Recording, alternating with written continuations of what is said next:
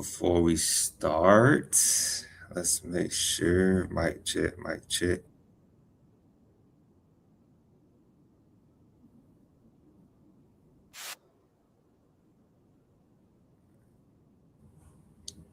Perfect. How is everybody doing today? Whew. I'm not gonna lie to y'all. I just woke up from a nap. Alarm was loud. I got a quick 20-minute. I really didn't need it, but it was needed. It was one of those types. Woke me up. I'm up. Um, let's go. Happy Thursday. Hopefully everybody enjoyed their Wednesday.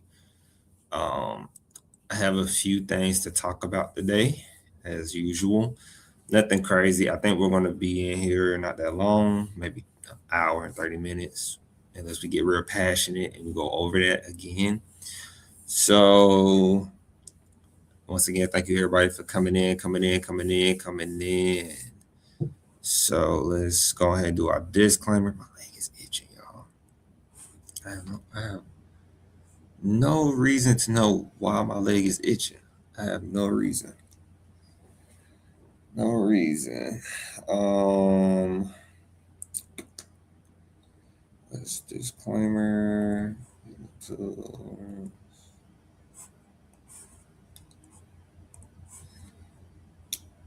She said you ain't right for me.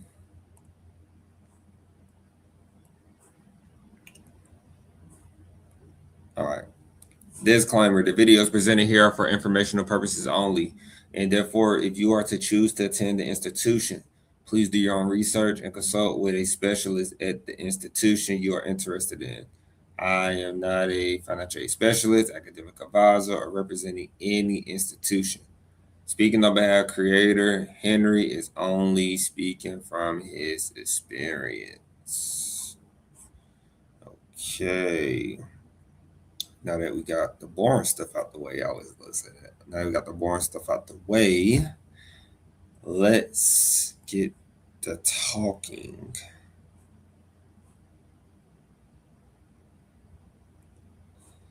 What do I want to start with first? I don't think my main person is here yet, but so last time we spoke on this live screen, guys, we talked about a YouTuber's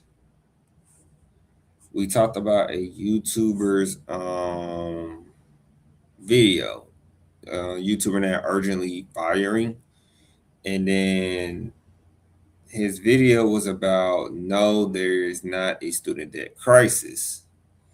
So I watched the video like 3 times today.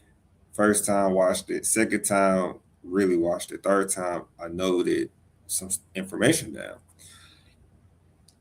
And so I'm actually going to play this video for us.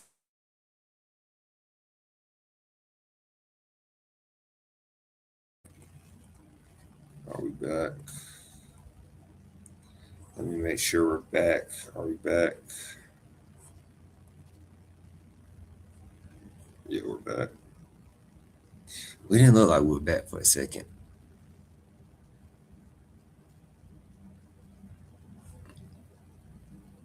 Am I frozen?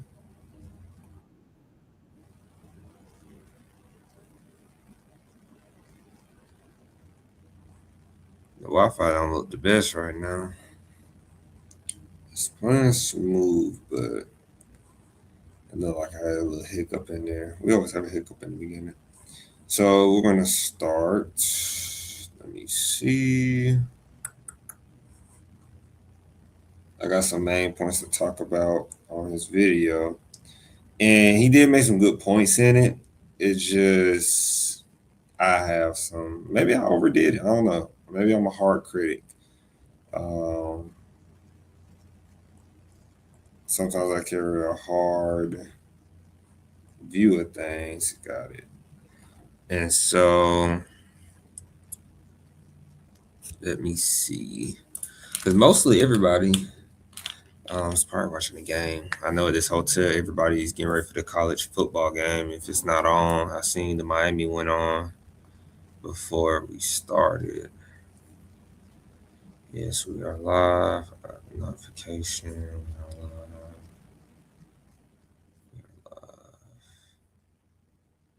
I got the messages, which is good. Oh, right here. So let's do it. So the first part on my notes that I noted down is not even a timestamp. So I'm gonna skip to this part real quick.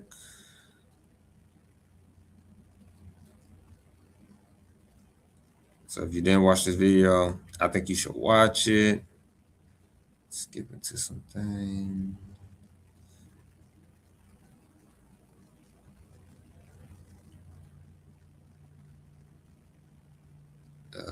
Where is it? It's must be in here. Let's see. Correlates to a ton of positive social, financial, and lifestyle outcomes. Now, before we get into that, I do need to quickly add that IDR plans are getting replaced by something called RAP on July 1st, 2026. It's they are to own a home, they are to be able to pay it off. Not only that, but the more likely they are to own a home, the more likely they are to get married, the more likely they... All right, perfect. I just had to play it back and see it right quick. Cause we stopped on this part a little bit. The more student is that, the more student debt somebody has, ironically, the more likely they are to be able to pay it off. So he said the more student debt that you have, now he's going hardcore off data, like G said. So when people bring up data, they make it they usually think that you can't really fight back or debate back about what is going on.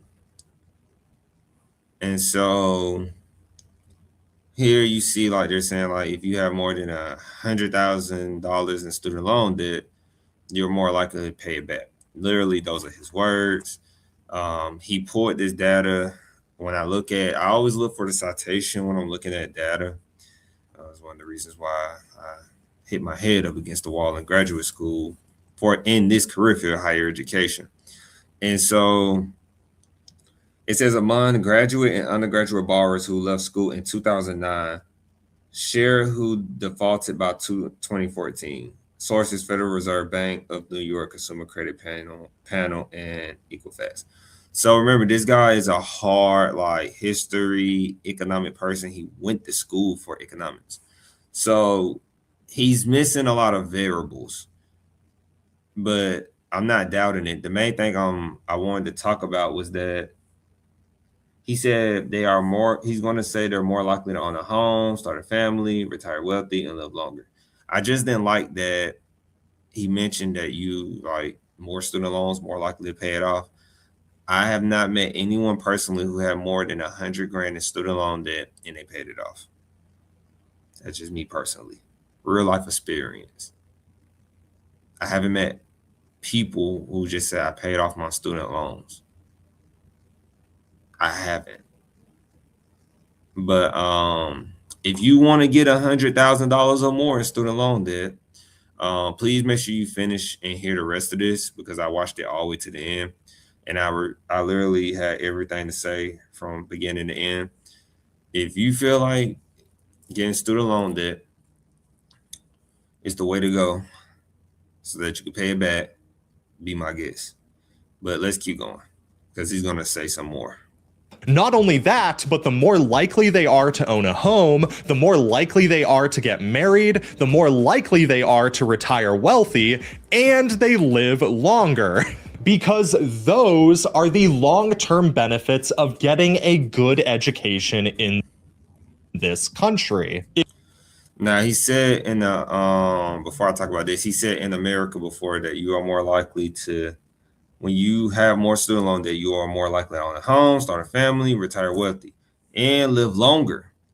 Now, he is saying that when you get more student loan debt, his words, the data he pulled, that these are likely. When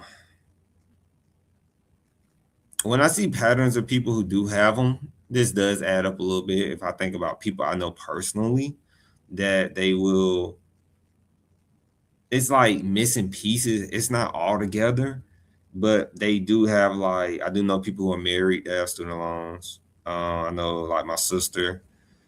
I know some other close people. And so retire wealthy, we haven't made it to that part yet, right? Living longer, we haven't made it to that part. But I just find it hard because I know people who, as we say, people who crash out over the student loans, but maybe they do pay them off in the long term.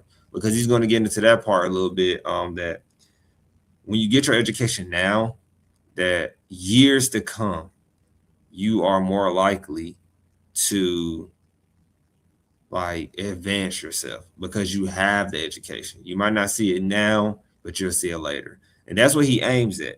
And I completely understand and somewhat agree. But I'm reacting per, you could say, timestamp and what data he has up here.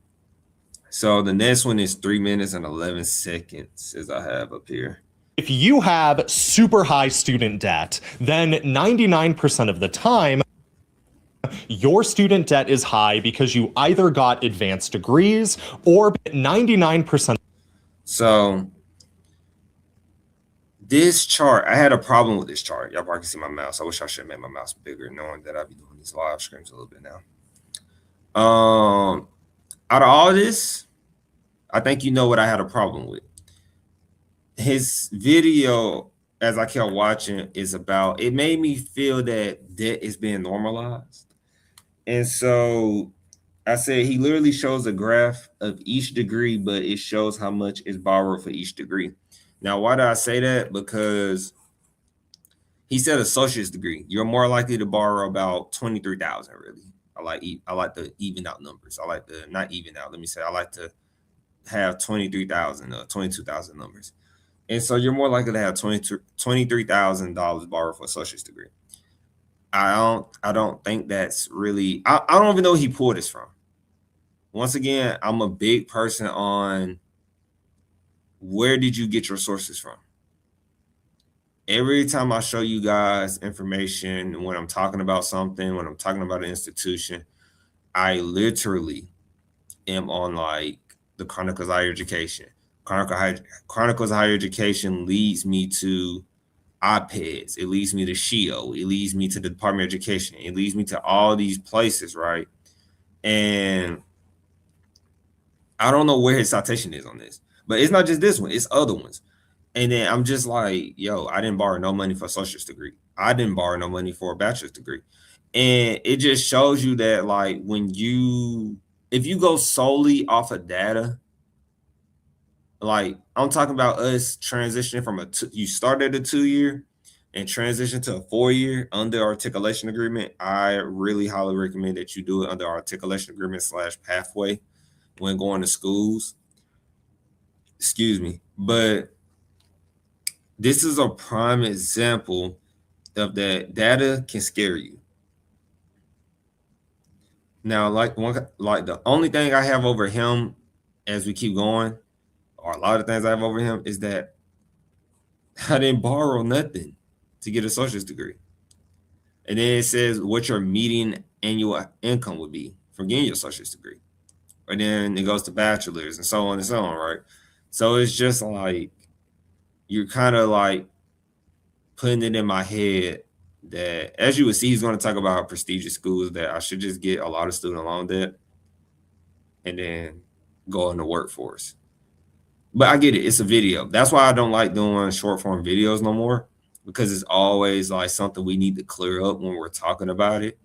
And when I went to graduate school, I'm going to say this probably more throughout this reaction. There's so many variables, guys. Like he's looking at it from a more likely because the last one had a citation on it, like the Federal Bureau, right? The Fed, pretty much. That's not the same as higher education research. Higher education research, you have to factor in, like we're gonna look at some actually after this. You have to factor in, like, is the institution private? Is the institution public? Is the institution for profit? You have to factor in all these things. Like you don't know like where the majority or whatever is coming from. You don't know. That's what I'm like slight headache. Made me irritated earlier, but I'm doing better now. So after that, I mentioned to say I don't like it because, like I said before, it's like we are normalizing student loan debt as a need, and we don't need student loan debt. You just need your own money. You need to live below your means, and you need your own money.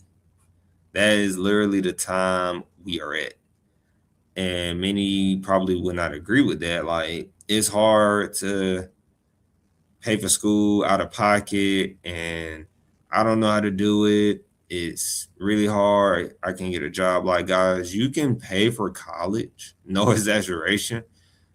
You can pay for college working at Walmart. Working like Walmart gets paid pretty good.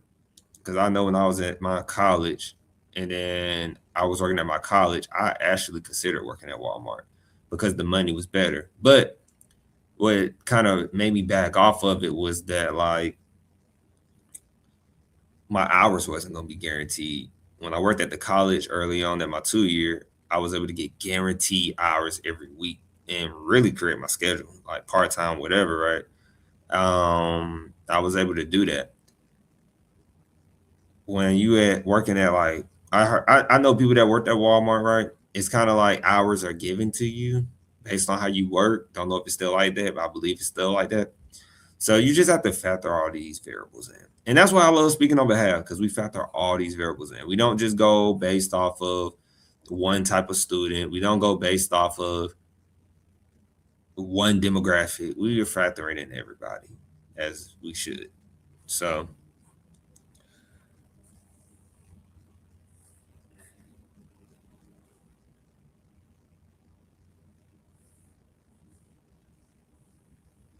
yeah.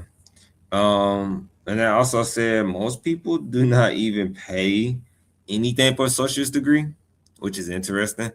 If you are from the California area, for example, California,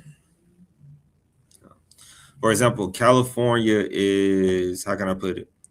California has, unless they changed it, I believe it's the same. California has associate degrees for free. Associate degrees for free. So most people pay little to nothing for associate degrees.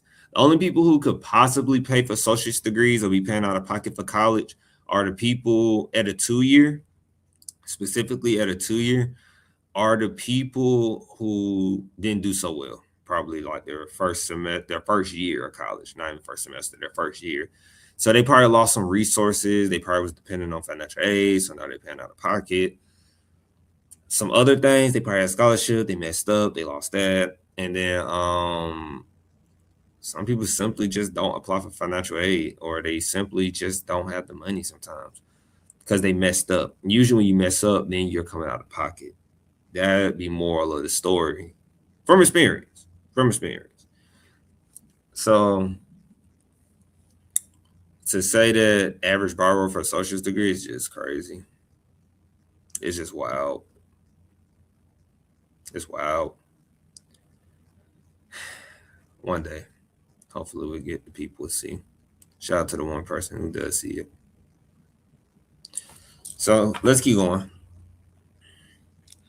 We said timestamp 3 minutes and 36 seconds.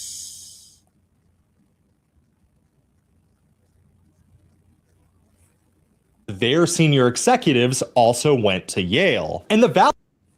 That's good.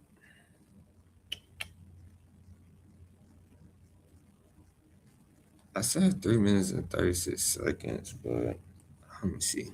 value of getting, say, a master's degree is not that you learned what the word hegemony means. It's the fact that you get better access to higher paying jobs earlier in your career. That's what he said. There's a couple things I want to mention in this real quick. So the first one, say, a master, it's the fact that McKinsey. So he's talking about right here that I can actually rewind so you have some context on it. Private school. See, the real value of going somewhere like Yale is not what they teach you in the classroom. It's the fact that McKinsey is frothing at the mouth to hire you, specifically because a lot of their senior executives also went to Yale. So he specifically called out McKinsey. I don't know why McKinsey and Company.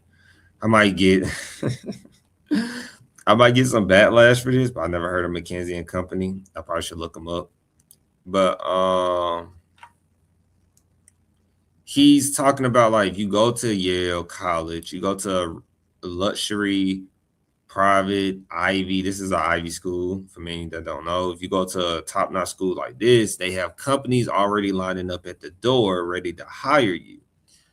Now, just because you went to this school does not mean you're going to keep this job. If you get a job like at Goldman Sachs, top-notch big boy job, you know, Amazon, of course, top-notch big boy job, Google, these are all top-notch jobs. These companies, most of these companies are part of the S&P 500 or in the S&P 500, or they are the S&P 500. So,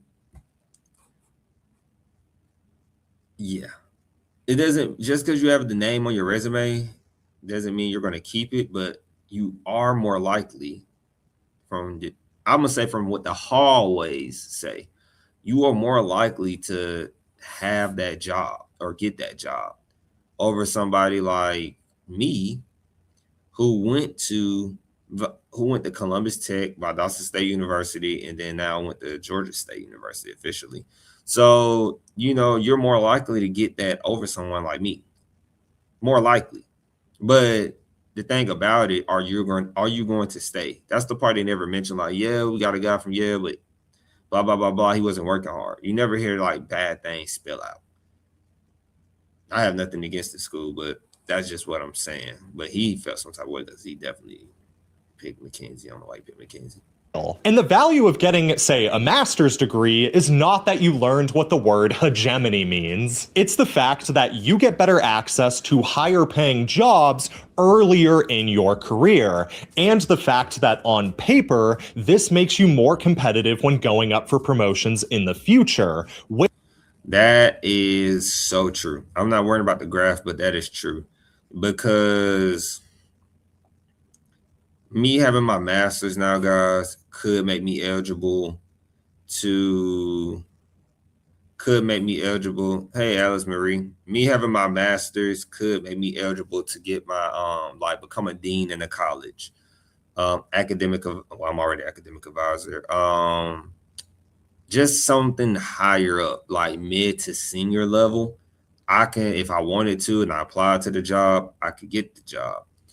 Well, not get it, but apply to the job and have a real chance at snagging a job. And he's saying, like, if you get your master's, right? I have a master's. If you get your master's, you're more like qualified. Like, you should get an interview because you have your master's. You should be taken a little more seriously. Now, we know today, if we factor in real life perspective, we know today that sometimes employers, they look at your age. Some don't care. Some think of you look so young and blah, blah, blah. And they disregard how sharp you are sometimes. But most will consider you. But that is what he's talking about exactly. Like, hey, get the education. Now you're more qualified to step into a job. Somebody who's like 45 but don't have a master's, like, they're just riding their experience, but they only have a bachelor's. And then the person, like, I don't know, I seen it all. I haven't seen it all, but I seen things like people who didn't have the master's, but they made an exception because they knew this person really could do the job. But the person had to go and get their master's while they were doing the new position they did get. And then if you don't get the education, by when they expect you to get it, they're going to literally either demote you or fire you. It's going to be one of the two because they already made an exception for you. So that was what he was talking about. But as we keep going, because we getting right to the next one, the next timestamp is 4 minutes and 25 seconds. Which, all of this combined, slowly snowballs into you making way more money than the general population. You're just not really going to feel it, though, until you're like 35 years old. But statistically speaking, you are going to feel it. So another thing to consider, I just realized this when I was watching this with you all. So he's saying that by your age, okay, like I'm 26 and I got my master's, prime example, right? I might not get higher level jobs that I want in higher education because I'm in higher education. In my career field, as I tell people, I'm considered to be very young to be in my career field. Like, I know that sounds crazy. I'm 26. I'm considered to be young. Where's the enthusiasm speaking on behalf? I have it. I'm just, I guess, focus. And so, and waiting on the people to come. I don't have you or G in here right now. So it's me talking to myself, me being alone. And so, he's saying that I'm gonna spice it up for you, Alice Marie. It's okay. I got you. We're gonna get better as we go. I'm a little frustrated by this video now that I'm breaking it down. You wasn't in here when I said that. I'm a little frustrated as well because there's just a lot of variables in this, and the video is good, but these are the same people that watch this video, and his video got like a good amount of views, and I'm thankful for my views, but I'm just taking a shot at him right now, personally. Not personally, but businessly, I guess. That is that a word, businessly? But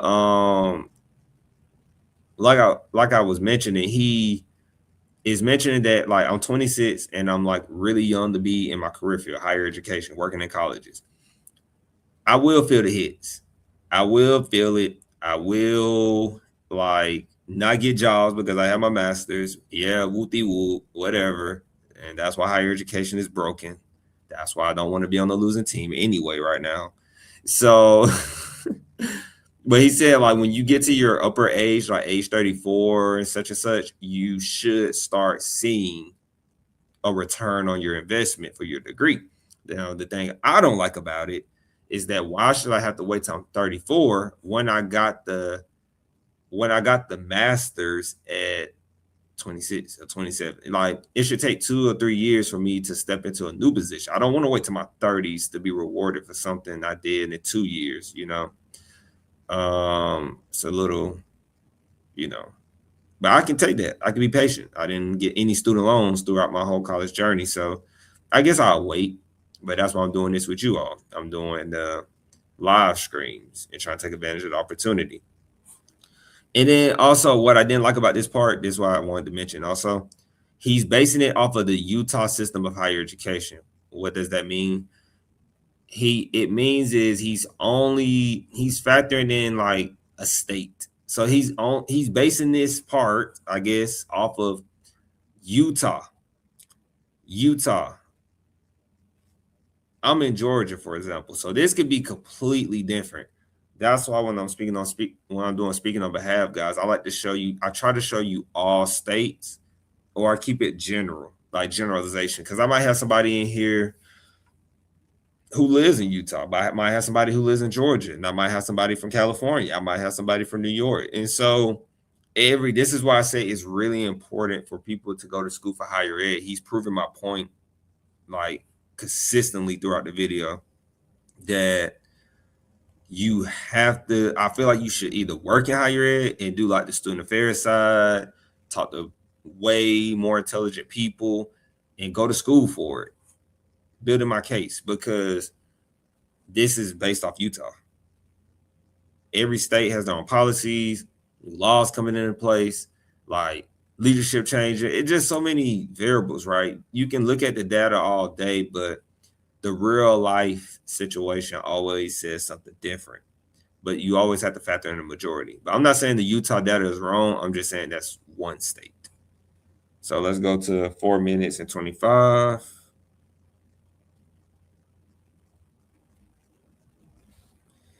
I literally said 4 minutes and 25. That directly correlates to you making more money and living a longer and happier life as a causal result of you getting either more or a better education. And that is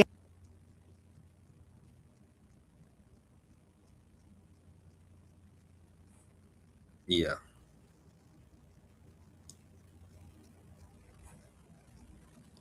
Playing it back. Directly correlates to you making more money and living a longer and happier life as a causal result of you getting either more or a better education. And that is an insanely good deal in exchange for a 10% marginal tax burden on your discretionary income when you consider that on average, depending on where they live and what kind of degree they get, somebody with a college degree is going to earn anywhere from 70 to 180% more on average than somebody who did not get a degree. So right here, he is saying that you're going to get more money. You're going to get more money because you have a degree. Simple. He used the fancy terms. You can tell he's very intelligent. He used the fancy terms that probably would have tripped some people up. But he pretty much said that you're going to get, like, hey, you going to school increases your pay by 100 and some percent. Cool, but it always depends on the return on investment, right?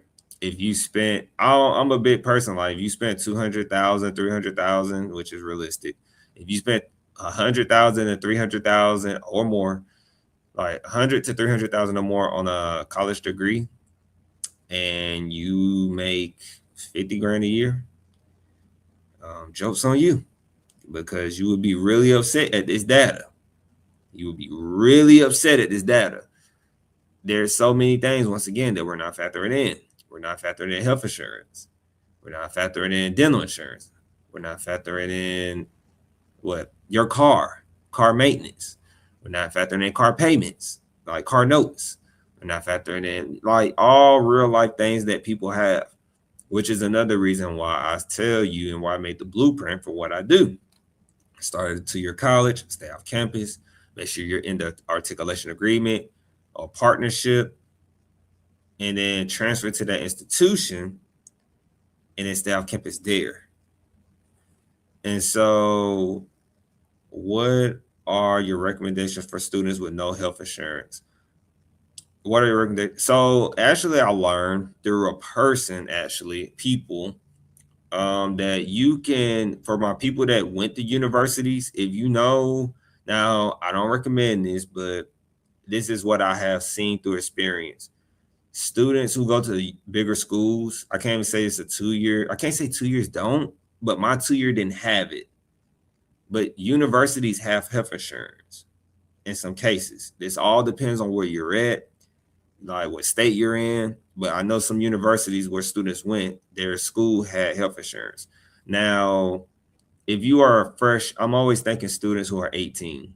And of course, I don't know much about the health insurance business, which would be a good segment to bring somebody on, right? Who actually knows the ins and outs of health insurance and ways that you can save a tremendous amount of money while being in college on health insurance. That would be a great idea. That is a great idea to write down. And so, if you know you're going to be fresh 18, because when I was 18, guys, and then I came straight off my mom's insurance. I came straight off her insurance at 18. Most people be surprised when I say that. At 18, I came straight off because of being in a poverty environment. I'm not sure what health insurance she had when I was in high school and freshly graduating. So I would have to ask her. Let's ask her now, actually. I don't know how it's going to sound with the phone. Let's ask her. Let's see if she pick up.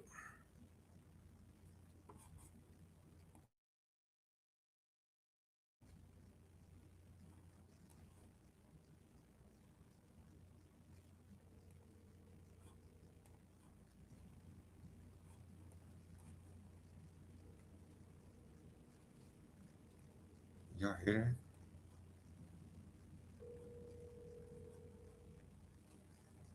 I don't hear nothing in my headphones. Y'all hear that?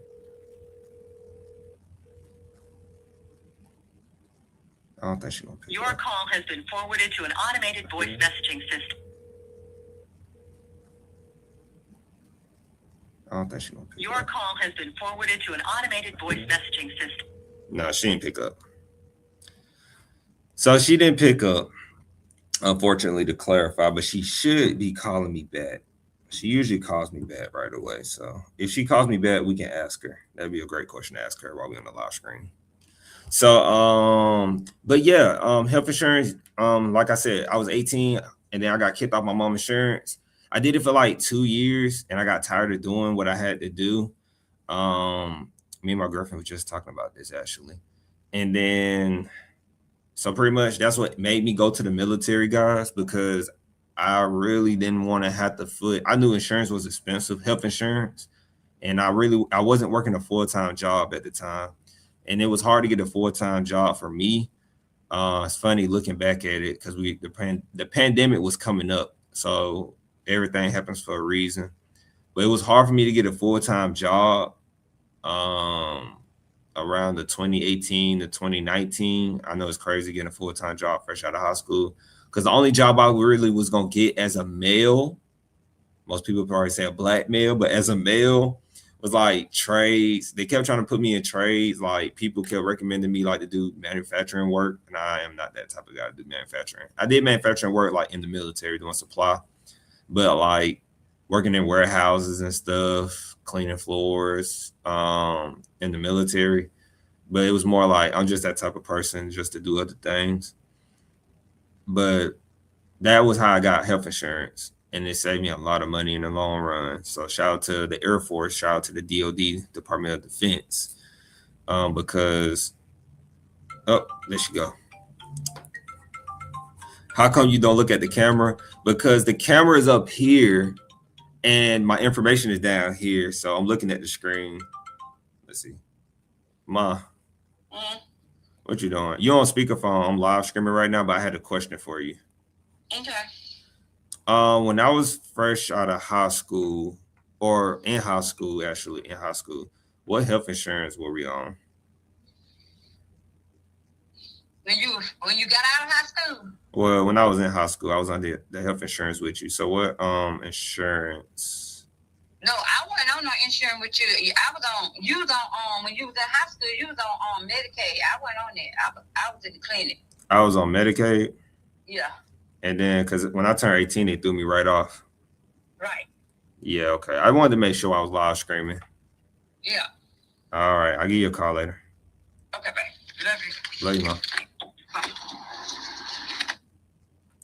And so, okay, y'all heard that? Perfect. So it was Medicaid. Medicaid was the insurance. I didn't know that for the longest, and it just made me think, ask her real quick. I'm live streaming, so boom. So it was Medicaid. And when you're on Medicaid, as you heard it from her, when I graduated high school, they threw me straight off that thing. And so, yeah, and that's life in real time. And we still was able to get a debt-free degree and still make something happen. It look weird looking at this camera like that. I'm not doing that. But that makes it pretty dope. You know, I'm able to ask my mom that, and pretty dope. But that lets you know like it's possible to get a debt-free degree. I want everyone to strive for a debt-free degree. And so let's go to our next timestamp as well. This one I'm gonna cuss. So please, if you have a kid watching right now, block out their ears, because I got upset at this one. This one really upset me. So, but this is a good video. I want to keep this in mind. This is a great video, but I just have questions. I'm asking the right questions. Are 100% aware. This is it. Yeah, this is it. So my question was for this. I kid you not. My question, I kid you not. I'm gonna let him say it first. I'm gonna let him say it, then I'm gonna say what I want to say. I didn't even let him say it.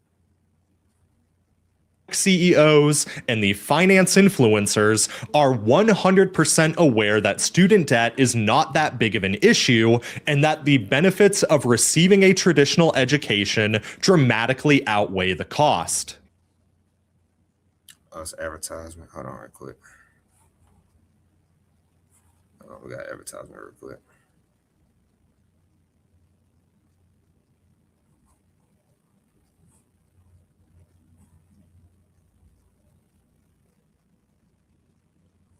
All right. I'm gonna play that again for y'all right quick. 100% aware that student debt and the finance influencers are 100% aware that student debt is not that big of an issue and that the benefits of receiving a traditional education dramatically outweigh the cost. So he went to the next part, obviously, but this right here, you heard what he said. If you don't think it's, how can I put it? If you don't think it's a big deal, cool. But I have a question. Where the heck did he citate this from?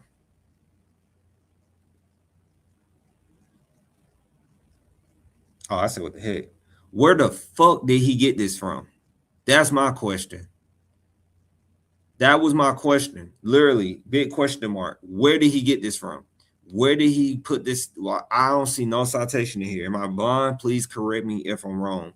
I didn't see. I literally went to the description. I went to his description for this video.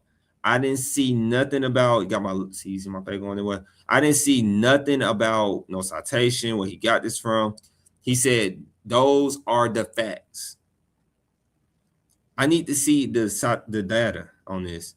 You're saying that 2% of, I guess, all graduates, the average debt for all graduates, including the 45% who finished with no debt, is like, where are these numbers coming from? If I literally showed my professor this, he would ask me, they would ask me, but he definitely would be like, where did you get that from?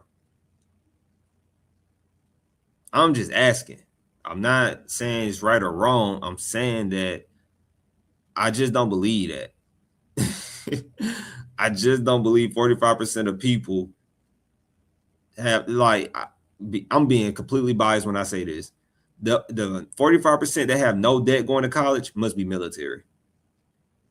Must be military.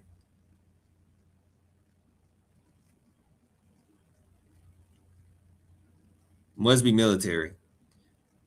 And I'm just saying, normally you go into a room, go into a university room, go to a university networking event or whatever, talk to the students and just be like, do any of y'all have student loan debt?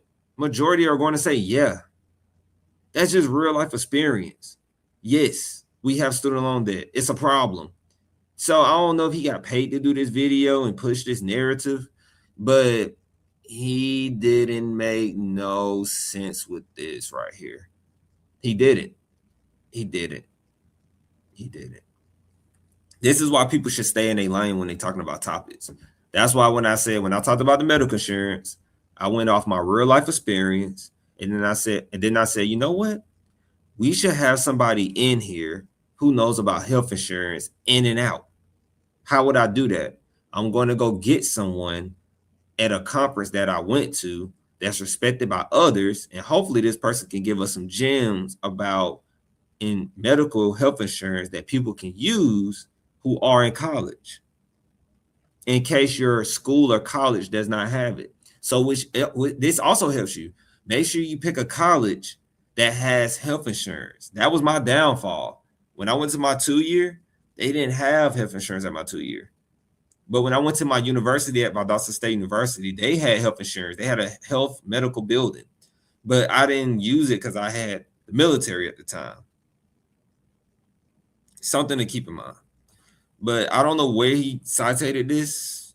You know, I don't know where. No, there's no citation. There's no source. And he had a source on the one earlier, but this one, Yeah, I didn't see nothing. I thought it was over here when I was watching the video earlier, but hey man, I don't know, man. People just pull up data sometimes. Like, how is it facts and you don't have a citation? It's like saying I have a girlfriend, but we can't see her. At least y'all heard her voice. You know, like those are the facts. No citation. I got really irritated on that.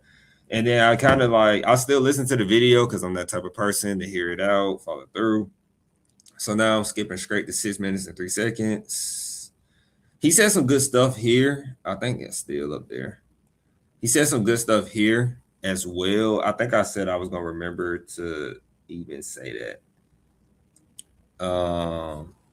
But right here, he pretty much talks about, like, I always say this. He said that 88, I think he quoted this from, I don't really need to play it. I think he quoted it from the Dave Ramsey Solution, the National Study of Millionaires. I think he quoted it from there because I think that's why he see how he showed the citation for this one? Like, he knows what he's doing. And so he said, right here, it says, I guess that's from the book. Almost 2/3 of millionaires graduated college from public universities or state schools. 88% of millionaires graduated from college compared to 38% of general population. And that's what he mentioned in the video, saying that why would, we're actually about to get into it. Let me play that. Let me play it. Shut up, Henry, and play the video. Okay.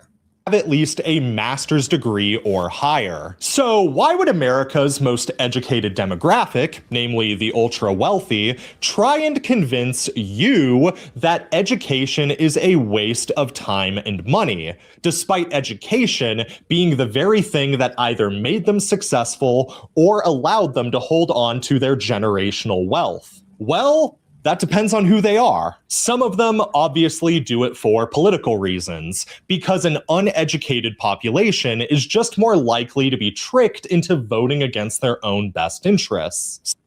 Now, if he ain't said something there, he said something there. I said, I ain't even gonna lie to you. I'm finna check it off now. I said exactly my point. That's all I said, exactly my point.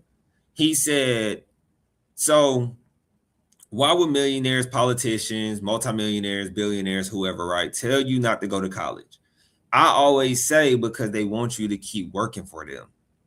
As I said it, I was talking to one of my airmen, one of the bros today. I said, I don't have to, and I'm very, like I said, I'm very proud American. But at the end of the day, I don't have to stay in America to work. If this YouTube channel never works, I can go work in other countries with my master's degree, because there are colleges around the world. There are colleges, not just American, colleges in the UK. We had one person from, that person was from, I forgot, I don't want to say, I think they were from Iraq. And then we had another person in here from the UK. We have people from anywhere and everywhere sometimes that pop in the chat and leave the chat. But education is universal. Like, I can go to another planet and do education because, you know, the aliens everybody talk about, they even do research and studies in education. Like, I'm just being funny, petty. But you get what I'm saying, right? And then Ellsbury said something right here. Before I do that, this is on topic. So he's essentially saying that you will vote against yourself because you don't want to go to college. You're going to vote against yourself and then put someone back in office who you thought had your best interest. Because we don't understand that as you get older, you don't get smarter. You start to get more aggressive. It's a word. I had to make sure it's a word, though. You start to regress, be regressive in your mind. Not me. You can ask the psychologist people or neuro people who specialize in that. But your mind just, when you don't work it, when you don't do it as much no more, things start to not be the same. Somebody who was like really brilliant in college probably is not the most brilliant no more because they stop applying the same habits that they learned in school. And so just because they got out of school, they stopped doing it. It's like me working out my whole life with a sports team, but when I left the sports team, I don't work out no more. And I get out of shape. When I stop doing it, that happens. So he made a great point with this. I really can't fault him on that. That was a great point. I loved it when he said that because, as we say sometimes, that's how you get tricked out your spot. And so Alice Marie said, how much should someone be making after getting these degrees? The pay seems trash, though. That's what he said. Like, that's what he was saying, Alice Marie. Like, you might not feel. This is what he said, literally. He was like, you might not. Let's get him off the camera looking like Some that. of them Looks a little creepy, but slightly just a little creepy right there because he was staring hard. But he said like early on, you might not make the money, right, that you want to make at a young age. And so this is based off of degrees. Now, I don't know, Alice Marie, you might be an entrepreneur, you might be doing investments, you might be doing something, right? But I hate to be that person that's comparing, but in this case, we are comparing. If you think about people who only have a high school diploma and you think about you snagging a master's degree, you think about you snagging some job, imagine how hard it is. Imagine how hard it's going to be for someone to snag a job. Yes, it's more easier for us to get a job at like grocery stores or fast food restaurants, and we have a degree. But we have to, this is where I kind of break the norm of going straight off data or straight off like traditional education, right? Because you have to have money set aside in case you don't get a job at the graduation. But how much you should make after you get these degrees depends on your career field. In my career field, I'll be honest, higher education in the state of Georgia, being in Georgia, doesn't pay that well unless you're like a dean, football coach, athletic director, a president, vice president. You have to be mid to senior level. And I'll be honest with you, I'm 26. I don't know any 26-year-olds that's in higher education that's a dean, a vice president, a president, or anything, So you would say I'm on pace for pay starting out, like being between the 40s and the 50s, but that's my career field. Somebody probably went to school for, how can I put it? Some people probably went to school for what's that called? Like, I know some people in finance on my LinkedIn who are climbing the ranks fast in corporate. That's another thing. If you work for a corporate job, you're going to make more money, essentially. Because when I worked at Georgia Tech, they ran it like corporate. And Georgia Tech pays a lot better than the 2-year I work at now. You can go look it up. It's public record, literally. As Marie said, but the higher the degree, the higher the pay. No, not in most cases. I don't, me personally, as Marie, I don't agree with that. Because if you get your degree in something that's not demanding, it's not adding value to the country, I wouldn't do that. I wouldn't just go get a master's just to get a master's. That's what we have to do research. We have to do research. Not a lot, just a little. Like, one thing I learned in my experience, guys, I'm not coming off as an expert. I'm coming off as someone just, military experience, getting to see world views on things and not like state or county views, but world views. That's one thing I'm grateful for being in the Air Force or military. How can you add value to this country? Because this country is based on adding value. Whatever is adding value to the country, you will be rewarded. Hopefully, you should be. So if you do a job that adds value to the country, like if you want to work at, I'm going to use the people that kicked me off the app, kicked me off Instagram. So Mark Zuckerberg has a top 500 company. This is just little macroeconomics that I took in college. He has a app. He has Facebook. I had to think about that. He calls it Meta. He has Meta, right? Facebook, Meta, Instagram. How does it add value to the country? Well, more people, he can push ads on people. When he gets your data, right? He gets your data, you say you like this, you like that, or you trying to figure out what's the next cooking recipe or whatever. I don't know, guys. I don't know what y'all watch. I'm just saying. So he pushes that to Target. Target starts to put that in the store. Then we go to the store and then we go buy that. You know, so Target knows what's to put in their store so people can buy it. They know where to get it from. They got to go get it from China. They got to go get it from India or something. And so then people are going to spend their dollars. And then it's just simple. It makes sense, right? It makes sense to me. And so, but I'm really just stuck on like Mark Zuckerberg pushing the ad. And then once the company finds out, they know how to sell it to you.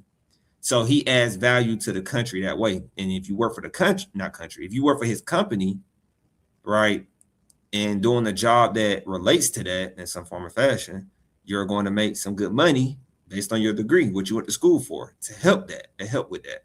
So that's very hopefully accurate. That's based on experience. I could be wrong, but I don't have nobody in here challenging me on that to be like, no, that's not how it works. So let's keep going. Alice Marie said, so what's the point of the degree? What if it's my passion? I thought this is what it was all about, chasing my dream. It is about chasing your dream. But sometimes the dream, how can I put it? Sometimes the dream, it gets overlooked sometimes. But you can still chase your dream and make a lot of money, but you can't depend on someone else to pay you what you deserve. Sometimes you have to take it. And unfortunately, that's just the way everything is. Like I knew when I made that early investment in Palantir, I knew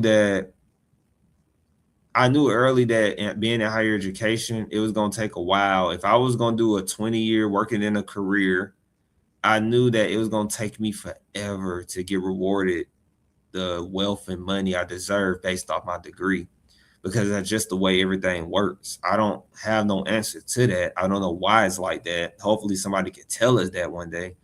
But I just know like it was up to me to take advantage of that opportunity. Like I said, my degree helped me in ways that it doesn't only factor into college.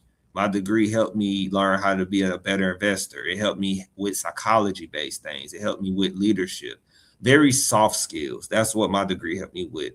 Things that people need today, I feel like, who are on social media. I'm like anti-social media guys, FYI. So I blame a lot of things on social media. But I feel like that's what my college degree helped me with. It helped me with investing, reading, researching, asking questions. And yeah, would I change careers out of higher education? Probably not, because I really understand it. I can really question you on it. I can really break it down. But for you, Alice Marie, whatever your passion is, you have to go get it and take it. When you go to that next school, if you are in school, going to that next school, and then you're applying for that job, you might be going against somebody who has 20 years of experience, 45 years old, they have a doctoral or whatever, a master's or whatever. You just got to be better than them and take it. And like, I really just say be confident. We just really got to be confident. I got to be more confident, right? Like watching this guy video. What if this guy messages me on LinkedIn and say, hey, I seen what you did with my video and blah, blah, blah, blah. And I know what I'm talking about. I'm going to say, well, we can definitely meet on a live screen and you can be my guest. Because, you know, I got like 1 million subscribers. So you could probably need some help, JK. I don't have 1 million subscribers, but I like to troll a little bit. So, yes. And then I'm going to go to the last part of this, and then we'll be done with this video reaction, because I really spent the whole hour talking about this, but it's very important. we never take collective action against them. And others do it because education is one of the few enterprises left in this country that actually serves the people as opposed to corporations. And they know that a great way to steal that enterprise from the people is to convince you to buy their corporate alternative education online instead of going to a traditional university that's beholden to taxpayers. Or worse yet, by tricking schools themselves into buying their workforce readiness programs that don't actually lead to any better career outcomes and just make. So he said that, I didn't, but he is saying like when you buy these workforce programs, now you think about it, we have a workforce Pell Grant coming into play in college. We have a workforce Pell Grant coming in July 2026, I believe. July 2026. I'd ask my financial aid specialist. But the workforce Pell Grant is another prime example. We got AI coming. And you know about Google? You know how Google got certifications, right? Or companies have like, you can get a certificate with us and then come work with us. Guys, that is all, like I tell people, I always said it, but I guess I wasn't the only one thinking it. That is a way for a job to trap you. Now, you might say, no, you don't need to go to college. You can get this Google certificate with us. But if you decide to leave Google and try to go somewhere else, they're going to hit you with, you probably need a degree. So questions, concerns, right? It builds that, let's see my stuff, Malcolm X in the corner. Malcolm. And so you see it builds those questions, those concerns about why would you don't be a sucker or keep being one. That's my thing. Don't be a sucker. Don't be a sucker. Because you want to be a sucker, then you're going to feel the repercussions of it. Alice Marie says something. So if I get a master's degree and go back to school for something like a rad tech because there is money in that, would that be beneficial? I'm getting a master's in public health as of right now. Rad tech. There's nothing wrong with that, Alice Marie. There's nothing wrong with that. I see plenty of students from experience taking that route. But if you're really concerned, so if you're getting a master's in public health, do you have a focus in that master's of public health? And if you have a focus, but when you go back to do rad tech, I do want to mention, usually you could do that. You can do that at a 2-year rad tech. You can do that at a 2-year, and then you should have a bachelor's. Since you have a bachelor's, then they will apply most of your gen ed, but then you'll have to take like some, depending on what state you're in, Alice Marie, you still have to do some other things like take a test to get in the program, because you probably already took all the required classes. You just probably have to take one little test or two. It's always like tests or something before you have to apply to the program. So programs like rad tech, at least in the state of Georgia, guys, I don't know about other states, but at least in the state of Georgia and in institutions in Georgia, you have to apply to the program. Like, for example, nursing is like and let me specify, like ASN nursing, you have to apply to the program. You don't just get straight in. You have to do like prerequisites. You have to take an anatomy, take a English, then take microbiology, right? And so then you take these required classes and then you can apply to the program. Now, I always tell students, please go back and talk to your school. Figure out what is the needed requirements in order to apply to that program, because every school is different. Some schools might not require specific tests, part of your package or anything. Some schools might. Some schools you might not have to take some classes. Some schools might say you don't need to take this class. You can just take this right here that you took is good enough. So always talk to the institution. I can only give my recommendation, of course, and what I feel you should do. But rad tech is not bad. I've been hearing a lot about rad tech. People have been talking about rad tech with artificial intelligence as well. But talk to and another thing is to do, it might sound crazy, but try to talk to people in the industry of rad tech, before actually spending money on the classes.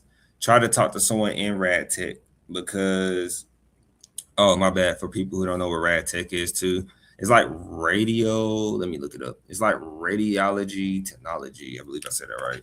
I'm not the biggest medical person. Radiology technology. Yeah, it's like radiologic technologists, also known as rad tech, if many don't know. And so it operates medical imaging equipment like X-ray, CT, and MRI machines. So people have been trying to come back and do that. It is picking up, being very popular. But talk to people in that industry. If one thing I have learned now, I am even a big person that be like, what's going on? I would talk to people in industries. Like when I thought about working in like corporate, you could say like corporate banking, I guess. I talked to the people, but they didn't have no hiccups. Everything is always pretty steady. Working in banking, working for a corporate bank like a Wells Fargo, or working for a Navy Fed and stuff, or many more Synovus and all that, they are doing steady. Like companies banks, they're doing steady, for example. So it doesn't seem like their jobs are in jeopardy, but always just ask before taking the classes. Don't you can ask the people at the college, but the people at the college, our goal is to get you in there if you really want to come to the school. But if you're worried about getting the job, you can even ask the advisor at the school, like, hey, where do students get jobs? But the school usually, like a 2-year college, like the one I went to, they let you know, like, hey, we got a 99 job placement rate. We're going to have career fairs. Like, hey, so be mindful. That's what I can recommend. It is some money in it. And so that's the best I can give, unless you provide more details, Alice Marie. That's the best I can give, because if it was me getting a master's and I was thinking about what can I do to make more money in higher ed, one of the things I can do now, officially being in higher ed, I think I could do it with a bachelor's, but with a master's for sure, I can be an instructor. What would I instruct? Probably like a Comp 1000 class, or depending on the school, they pay you for this sometimes. They give you a little extra money, but depending on the school, I can apply to another school. Even though I work at one school, I can be an instructor, a part-time instructor, adjunct. I think that's the proper word for it, right, y'all? Adjunct. And I could teach like what they call that class? We say it all the time. It's like a seminar class, pretty much learning about the institution, using your tools in there. What does being a college student really mean? Because I was a college student. And then I had very good GPA. So I can teach or inform students how to possibly, have a high GPA in college, print out your syllabus, use your student portal more, contact your instructor, communicate everything. Treat your instructor like your girlfriend or boyfriend, because like you need to communicate everything when it comes to your grades. If you got something that's coming up and it can mess up you being late to class because of family or something, tell the instructor. It sounds crazy, like that's not their business, but they need to know, because then they won't penalize you for being late. They might tell you up front, I'm going to penalize you, or they might say, good, thank you. Or your instructor might say, drive safe. Are you okay? You never know what they might say. I don't know. I don't know the relationship you have with your instructor, but tell them everything. That helps so much. I know my professor used to come 15 minutes late when I was at my 2-year college. My English instructor used to come 15 minutes late.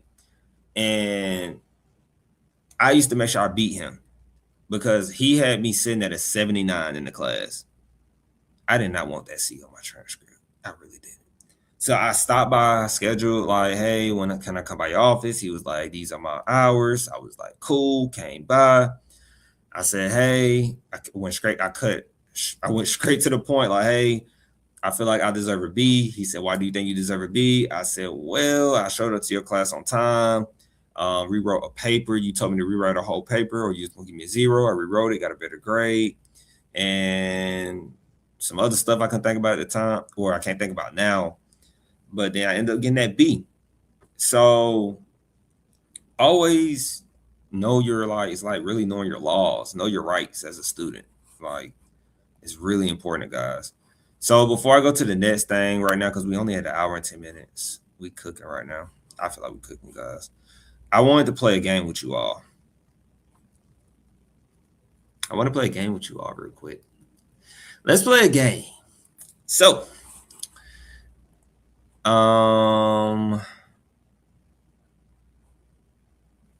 let's play a game. Where is it? I have a couple tools I want to show y'all. I thought about, let me close the YouTube out. Let me close that out. We should run better. Keep tabs minimally closed. I learned that. I got 2 things I think I want to talk about. So if you're in here right now, I might have to fix it, but this should be it. So we're going to play a game. So it's kind of like a game. I've had some more participants. It'll be a great game. But this is iPads. This is one of the websites I used when I was in grad school. They have data, they have articles, they have anything I need to prove my point and get my point across. Since our guy urgently firing, shout out to him. I was just being a hard critic based on a higher education perspective.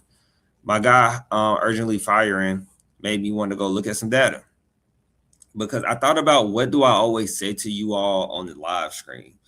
I think about that all the time. What are some things I say to you always on the live screen? So some of you all might have to help me out a little bit. That's going to be part of the game. You really have to interact and help me, because as you see, this is about student charges. What is the average amount of tuition and required fees for full-time undergraduate students at public post-secondary institutions operating on an academic year calendar system? Excuse me. In academic year 2023-2024, the average amount of tuition and required fees for full-time undergraduate students at public post-secondary institutions operating on the academic year calendar system was $69.44. This is based on 1598 institutions. So when you say 1598 institutions, where are those institutions? I have no idea. But that was a lot. So pretty much we are looking at the average amount of tuition and required fees for full-time undergraduate students.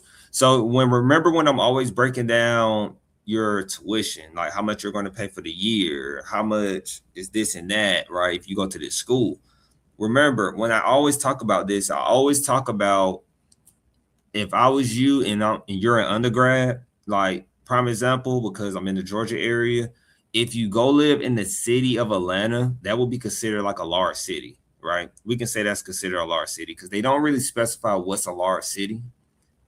I believe if we look harder, they don't really specify. But I know Atlanta is a large city off of general knowledge. That's a large city. It's not medium, it's a large city. And so we're going to go into like the numbers. Give me grace. We're going to get into it. And then it goes about city, suburb, town, rural area. Now, let me help you out. Let me put 1 and 1 together. Where is, I'm surprised we don't have it pulled up. College Scorecard. Perfect. Whoa. Guys, you won't believe, I think they're doing updates to the College Scorecard. Here's why.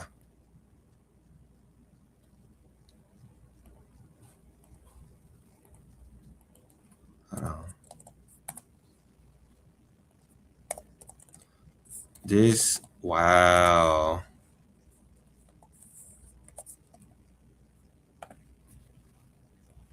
Wow. So check this out. Check this out, students.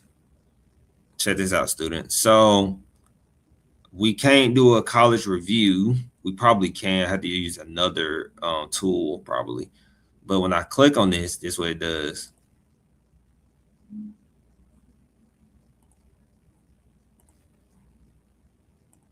So I guess let me try this one.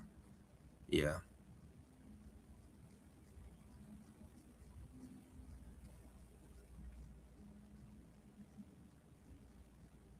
So I don't know if it's me. I don't know if it's them, but that tool is not working. And I'm upset because why? That's a tool that helped. It was going to help prove my point on something. But I come with a backup plan because I'm speaking on behalf, right? We are speaking on behalf. There's no speaking on behalf without you all. So I had the College Navigator tool. If you never heard of the College Navigator tool, it's a very, very, very, very, very good tool. But I do wonder, are they making updates to this as well?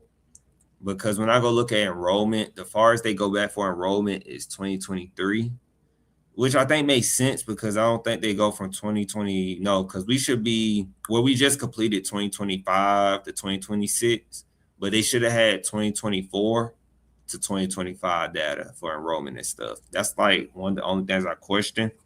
So I went to Georgia State. I know Georgia State is in the heart of Atlanta, right? So Georgia State.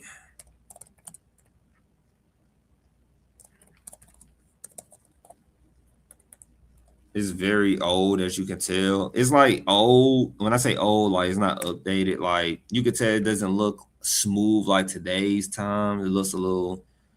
Can y'all see that? Let me know if y'all can't see. If y'all need me to zoom in, I can zoom the screen in if it looks tiny. And so Georgia State University, right? I'm going to use them as an example.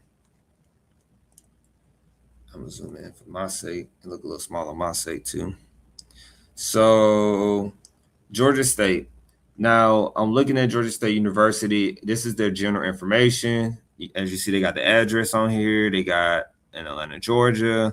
This is the school I went to for graduate school. Now, do you see that right there? You see that right there, right? It says city large. You see that, right? This is why I get mad at higher education videos when people on YouTube are talking about college and they don't understand the details of it. Like, you don't see me over here talking about medical stuff, and I didn't go to school for medical. You don't see me over here talking about finance, and I didn't go to school for finance.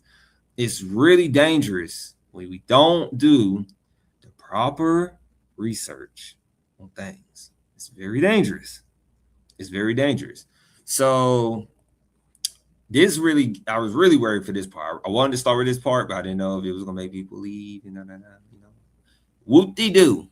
So now I gotta zoom out. I'm gonna be zooming in and out constantly because on the other one it looks tiny. On this one, it zooms in. So now we're getting to the graph part. This is about the average amount of tuition and required fees. Now, I'm a big person on telling you, like, when you're going to college, this is one of the reasons why I didn't go to Georgia State in undergraduate. Because when I left my 2-year, I thought about going to Georgia State because my girlfriend was bringing it up. She was bringing up Georgia State. And, she was bringing it up for grad school. I thought about getting a head start going there in undergraduate. I thought about it, not hard, but I thought about it. And the number one thing I always thought about was like the outside, the cost of living. I already know rent is crazy. I know traffic is crazy, but you're more likely, they say that you're more likely to pay more in tuition and things because it's in the city. You have to remember colleges are businesses. I'm not doubting it. I'm not saying colleges should not be businesses. Hey, at this point, I accept fate with your broken systems and these colleges. I accept the fate of it. Now I'm just going to hit you in pressure points, I guess, because you, I guess, don't understand it yourselves. So they have to keep a certain type of tuition, I guess, to make sure they're getting the return on their investment. But it's not talking about Georgia State as far as their tuition and revenue. We're talking about, remember, city large. City large. What clarifies as a city is large? Or a school is in the city and is large. What clarifies a school as that? And remember, I went to Valdosta State University as well, so I'm going to pull them up really quick. So what we're going to do, we're just going to make a duplicate tab. Don't you love technology? Then we're going to say Valdosta State University. Look, already in there because I always look up schools that I went to. So, and I did this for grad school as well. So once again, we are going to right here. Valdosta is actually considered a city, small. Interesting, right? It's actually considered small. Now, down, they have like city large, city mid-size, city small. I'm going to take out town because I always tell students that when you go to college, now I might learn something too, but I don't know a college that's in a town. I can't even think of one. I have to really like keep guessing or ask probably AI, I guess. But you do rural, and rural. Now, this one I might need your help at. I don't know what's rural fringe. I'm going to Google it right quick, but I don't know what that is. What you doing, computer? I don't know what rural fringe is. I don't know. I really don't. And so I know I say all the time that you should go to a school in the rural area, but it turns out the school I went to for my university when I transferred from my 2-year Columbus Tech to a 4-year Valdosta State, I thought Valdosta State was in a rural area, but it turns out Valdosta State is a small city. I thought it was a rural area technically, but interesting, right? A rural fringe. So it says a rural fringe rural urban fringe is a dynamic transition zone where urban areas blend into the countryside, characterized by mixed land uses like farm, new housing, golf courses, and shopping centers. That sounds like a freaking experiencing rapid change as cities expand outwards. That sounds like a city, small city. So I need to see a picture. I guess this is a rural fringe, like nothing out there, I guess. If anybody has been to, I guess I have been to rural areas. I've seen rural areas like that. But I still think Valdosta is a rural area, but I get it. Valdosta has road, city, like mall and stuff like that. So I guess it really wouldn't be considered rural. But before you get to Valdosta, it's just like a straight zip. But I get it. So a school like, because I'm in Georgia, I think a school like middle northwestern Georgia would be considered in the rural area. I'm really concerned to see what's considered a rural area school. So I'm gonna start from what I did. I started from when I graduated high school. So I graduated 2016, 2017. As you see here, you can't see my finger and I can't move my mouse. But when you do rural fringe, you see that it's $4,802 in tuition. I'm assuming they're doing tuition for the year. Let's go back up and make sure. It says in academic year 2023 to 2024, the average amount of tuition and required fees for full-time undergraduate. So if you was a full-time undergraduate student, this is how much you was looking at for the year. So in 2016, in 2017, but I graduated I spent my whole 2017 to 18, so I'm gonna use that one actually. My 17 to 18, when I first got out of high school, these are about the prices of colleges. Like in a large city, it was $66.22. That's how much you was looking at for typically if you went to school in a large city like Georgia State, for example, like we talked about, you split that in two. So you're looking at about $3,000 and some dollars per semester. Being in a large city, not bad, right? Most people say that's not bad. That's not bad, right? But you know me, when you go to a 2-year and you can pay $3,000 for a year, right? It's crazy. So imagine if you went to school in a rural area and you went to a rural area, because we looked at rural fringe, and it's 49.65. So if you divide that by 2, that's about, let me get my calculator on my phone. I can be faster with that. 49.65 divided by 2. That is, can you see that? Boom.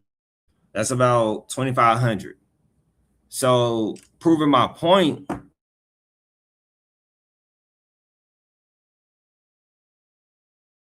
come back.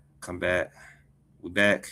Can y'all see me and hear me? Check, 1 2 1 2. Check 1 2 1 2. We back. Yeah, we back. All right. So you seen the number we had, and my mouse moved because I was trying to make sure we back. This is where 2017, 18. Yeah. So you imagine with the fringe that you're only paying that much, and if you go to a 2-year in a rural area, even sweeter and better in pricing, right? But actually, I went to a school. Now I'm learning this. I went to a school in a small city and was still able to get a, what's that word I'm looking for? A debt-free degree. I went, technically Valdosta State, I guess it's Valdosta State University is not in a rural area. It's in a small city. That's what they categorized it as.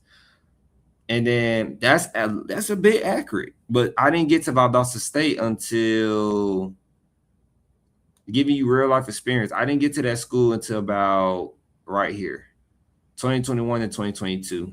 So I was looking at about 68.99. Let me see how accurate this is right quick. 68.99 divided by 2. That is accurate. That is accurate.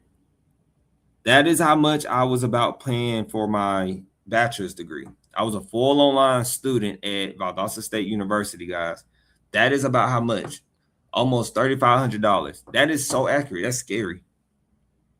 That's scary. That's about accurate. And then I told myself, guys, I can pay that per semester. I had financial aid and hope, because I'm in Georgia. We get hope. That's my secondary. I had Pell and hope. Let me say that I had Pell and hope. I said financial aid and hope. I had Pell and hope. And so, but also it was times where, like, I took some summer classes, and I paid out of pocket. You know, it wasn't as much. Summer is always cheaper than fall and spring. That's some game right there. But yeah, I went to school in a city small. So if you go to school in a rural area, this is, you know, you got to make sure now, understand that private schools are different. There are private schools in rural areas, which can make you pay more money because they're private and they could be elite. So keep that in mind. If you go to a private school, you're like, I went to a school and it was in a rural area, but it was X, Y, and Z, all this money. Was it private? Yeah. Okay. Private schools are more expensive than public schools. So this is public schools we're looking at. We're not looking at private schools. We're looking at public. That's literally what this data is. And this is all by who? An official website of the United States government. They don't get no sweeter than that. I'm not using 30 freaking data points or whatever, guys. I'm using literally like real life experience, and then just retracing and looking at like, how much did I pay for school? And that's about how much I paid. And I still was able to get a debt-free degree. And if I really went to school in a rural area, I really would have been pretty good. But a city small ain't that bad, really. A city small is not really that bad. It was actually better. Traffic was better. Like, think about all these things. The rent was amazing in that small city. The rent was amazing. Now, if you try to go get rent at like a school in Atlanta, rent is going to be crazy high. Like, you're going to be paying more, and that's going to mess up your chances of striving for a debt-free degree.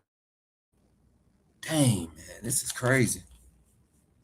Might have to use this a little more often. So since, all right, we back. We froze a little bit, but I think we're back. We're back. Come on, I'm watching the YouTube. Am I frozen, guys, on YouTube? Am I frozen? Let me know. I think I'm good. I'm checking now. Watching the YouTube. Am I? All right, perfect. So I wanted to mention that to you guys. This College Navigator has been really helpful, and yeah, it's really help. It's a really helpful tool, man. Shout out to Department of Education, I guess. This tool been around for a while. It's used often. I don't know how much because I don't work there to know, but it's with the National Center of Education Statistics. So shout out to them actually, because I believe this is their tool. I wish they would add on more. All right, Alice Marie told me we are good. I wish they'd add on more to it, but I love it. I like this tool. It's a good backup tool, I guess, now, because I don't know what's going on with the college scorecard to do our review. We can still do a college review real quick. It doesn't hurt us. We still got everything we need. If I click on their website, it should take me to the Georgia State website. I thought it was something else. Let's see. And it told me that. All right. So I guess that part wasn't working, but we could type in Georgia State, link ourselves, and go to the school website. This is a state website, guys. This is not me. They even let you print, save, favorites. It's really interesting. You can do your level if you're looking for bachelor, associates, advanced, public, private, nonprofit, private, for-profit. Remember, stay away from those for-profit institutions. Stay away from for-profit institutions. You can browse programs. You can do a lot on here. Zip codes. So honestly, I think that's everything we really need to cover. We should do a college review real quick. Let me see how accurate their I guess tuition and fees are. And then of course we'll go to the school website and make sure it's accurate. They have all that on here. They even have the athletic teams and stuff, but we don't need to do Georgia State. We're going to do a college on our normal end of the video. So we're going to pick a school. Since they're in the college playoffs right now, they're probably trending right now. I'm thinking about doing the University of Miami. I feel like the University of Miami will have good tuition prices because they're in Florida. Florida has very good tuition prices for some reason. Let's actually pick a school from the American Association of Universities. Let's do that, actually. I think that's actually better. And then I will let you all go.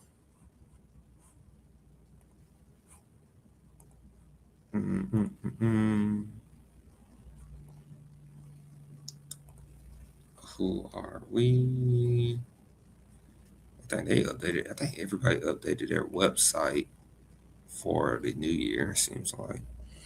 So school, I think we did Ohio State University before, but of course it wasn't with the upgraded studio we have now. I think the school we should do, let's do Iowa. Let's do Iowa. Let's do Iowa, guys. Iowa is one of those schools on the list.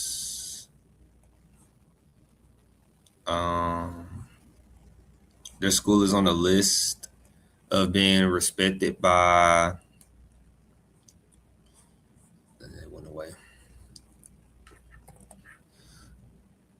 They are respected for the Association of American Universities. Association of American Universities. They're very respected for their research, and so I think we should review them. University. I think they're University of Iowa, literally. Yeah, University of Iowa. Cool. As we set this up, close out these on that. And then I'm just setting this up right quick. And then did want to mention that the UVA, University of Virginia has a new president. They're considered elite. They have a new 10th president. He was a professor. No, he was a dean / professor. He was something. I think he was both, but He was definitely a dean, I believe, but they have a new president. I don't know how that's going to go. I thought about breaking that down on the live stream, and I was like, maybe that's a lot. I'm trying to gain people, and so let's see how people watch with the hour, and we'll probably finish right at the 2-hour mark, depending on this review we've been to do. So this is going to be a little different because we're looking at, of course, we are looking at what I want to say. We are looking at reviewing the school from a different lens. We're not using our normal tool, the College Scorecard. So if you want to look, I'm looking at the other monitor. Is that everything? That's everything? All right. So boom. Yeah, we got sound. So University of Iowa. If you wonder what the University of Iowa is, University of Iowa Noble alumni is Tennessee Williams, Gene Wilder. Doesn't that sound familiar? Oh, Gene Wilder is the guy that did Willy Wonka. Interesting. And so John Irvin, Ashton Kutcher. So, okay, besides that was some Noble alumni. As G would say, no young new ones, no Noble alumni our age. I think it takes time for us to get alumni, right? Because we're still young. And so let's go to their school website. I can't see their retention rates. Oh, yes, I can. I can see retention, graduation rates and stuff.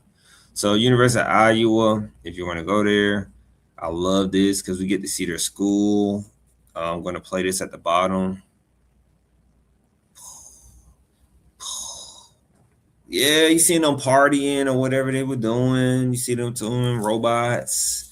Yeah, ooh, Iowa. Yeah, home of Caitlin Clark. And so let's dive into University of Iowa. I know nothing about the University of Iowa. So hopefully we can learn something. Hopefully everything is accurate. We're going to fact check it. So the University of Iowa is, of course, a university. It's a 4-year public. They offer bachelor's degrees. They offer post-bachelorate certificates. They offer master's degrees. They offer post-master's certificate. They offer doctor's degrees, research/scholarship, doctor degrees, professional practice. And believe it or not, they are in a city small. So you know what that means? Their tuition, unless because how elite they are, their tuition and stuff should be some good prices. But remember, this school is part of the American. I should have just kept it up because I don't have it engraved in me yet to be remembering off the top. But remember, this school is part of the American Express. Everything got America in it.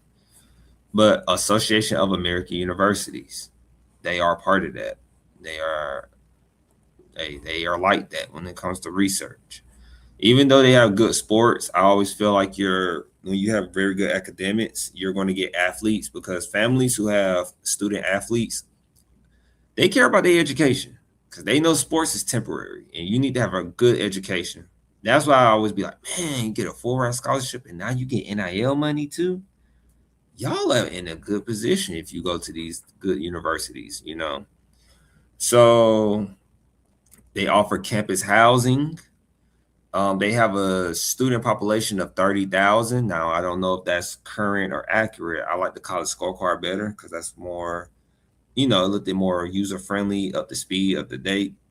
But they have about 30,000 students. That's a lot of students. General information. They have look, you can find the financial aid link. Let's see if that works. Real quick. It worked. So that's a fancy way for you to get to the financial aid if you are using the College Navigator. That's cool, right? You got the admissions, you got the apply online, you got, but they don't get points for this because it's not them. It's literally the College Navigator helping you navigate like step by step what you need to do. Pretty dope, right? And so they tell you like what credits are accepted: advanced placement, AP credits, non-credit English, education offer English as second language, continuing professional education, right? You go through all of these things you didn't even know, right? Then they got RTC, they got Army and Air Force. Shout out to that. Student services. But let's get into the part what we really care about, what you should know about and care about. Now, they always show you the net price, right? That's like that financial aid part. That's like financial aid. Usually like, hey, if your average net price by income, like, hey, if your income is this, your family income is this, that's literally what it should mean. But, full-time beginning undergraduate students who paid the in-state or in-district tuition rate and were awarded title. What is that title? Let me see. And that's, I don't want to say, that's title. That's IB. Yeah, Title 4. That's Title 4. That's Title 4. Awarded Title 4 aid by income. So they're saying if your family income is 0 to 30,000, from 2022 to 2023, you will be paying about $13,811, split in half. That's for the year. But remember, they stopped at 23. That's why I be saying it's a little outdated. They stopped at 2023. So in this case, we really can't look at financial aid if you do get financial aid, but just know you should be expecting a discount because this should be probably, I'm assuming college prices go up. This number should be higher based on the year we're in now. So the net price we can't really use. So what we're going to have to do, we're going to have to go and use the, where is it? I skipped it. It should have been the first one actually. So now we're going to have to do the tuition and fees. So the tuition and fees has been updated, which is crazy. They actually got the most updates on it. But they're saying that the in-state right here from 2024 to 2025 school year, but we're in 2025 to 2026. So now I need to go where? I need to go to the school website. And then I need to type in what? Tuition and fees. Because I don't know what their acceptance rate is. I don't have none of that. And that helps me so much. I didn't realize how powerful that is. Some things you don't realize how powerful it is. Like, what's their acceptance rate? You don't realize that stuff until you don't have it because I can't get on it right now. And so as you see, I don't want them to get me. I don't want the website store cookies right now. So the University of Iowa tuition and fees, we click on that. They have a tuition calculator. Remember, you want to see a graph or something. You want to see something similar to this when you go on their school website. We don't really want the calculator. We kind of want this. Let me see if this is it. No, these are literally courses, like it says. This is what we want. So this is their rate table right here. So if you do, why are they breaking it down by liberal arts sciences? You see how I'm gonna be honest with you guys, they're making this a little complicated because it should have been a straight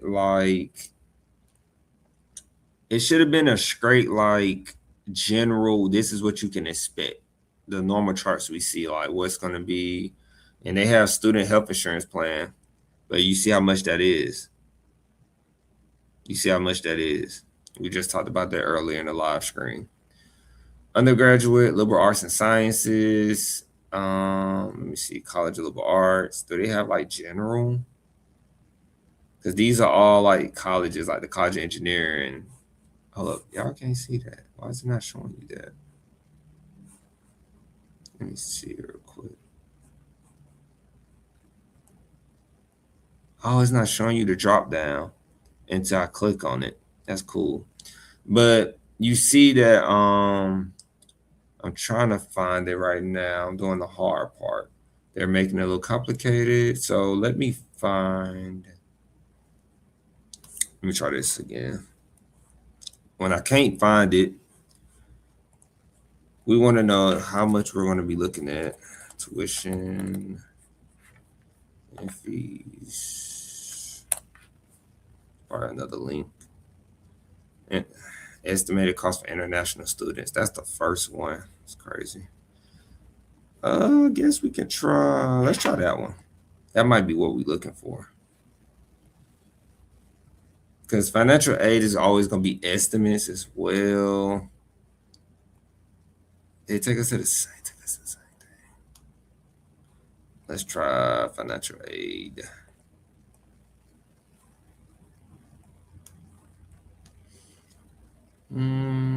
This is what we're looking for.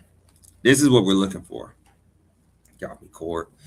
This is what we're looking for. So we're looking for your cost of attendance.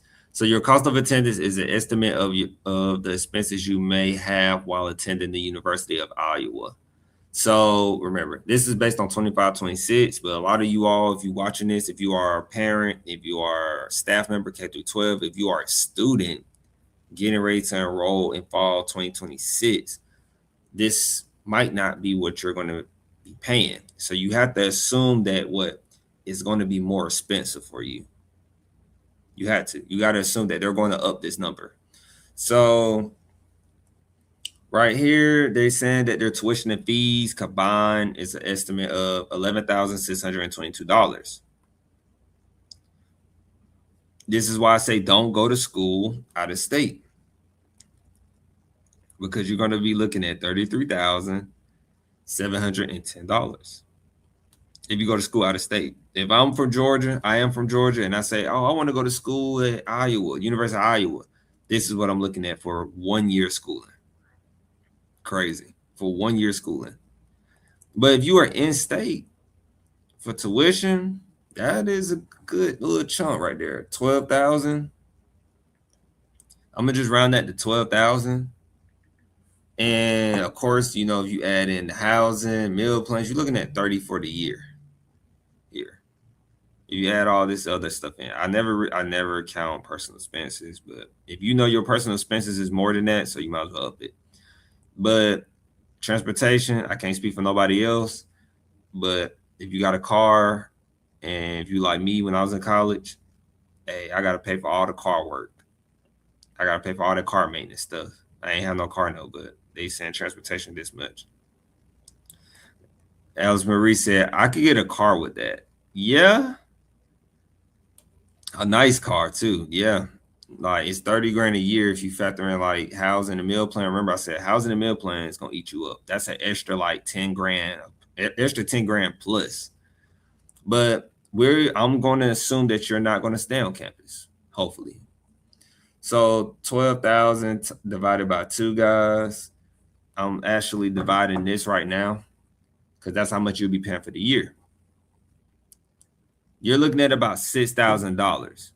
Now, if you are a financial aid student, you could be looking at less, but you have to check and see what rewards you're going to get. If you go to the school using your financial aid, you have to see what rewards you're going to get. Or if you're paying out of pocket, you're just looking at $6 grand per semester. I'm going to do some other look throughs real quick. I need to see what their graduation rate, retention rate, before I give the final say so. Based on the first and second year retention rates, what year is this based on? So this is based on their, can y'all see that? Let me zoom it in again. So this is based on their fall 2022 and returned in fall 2023. As you see, now this is old, but they're saying that full-time students is 89%, part-time students is 81%. That's very good numbers. 89% is really good. That means students come back. There's a high chance they're going to be back for their next year of school. So it says the overall graduation rate and transfer out rate. They're talking about full-time. This is always important. That's why they put it in bold. The full-time, first-time degree seeking or certificate seeking students to see if they complete a degree or other awards such as a certificate within 150% of normal time. Remember, guys, when I mentioned that Other award certificate with 150%. When we mentioned that, I was talking about how when you get financial aid, you have to meet it in a certain time frame. Only reason I know about this because me and my girlfriend went through this. I hit it too when I was about to graduate.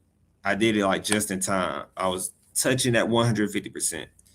And then she actually hit that wall, I believe, while she was an undergraduate.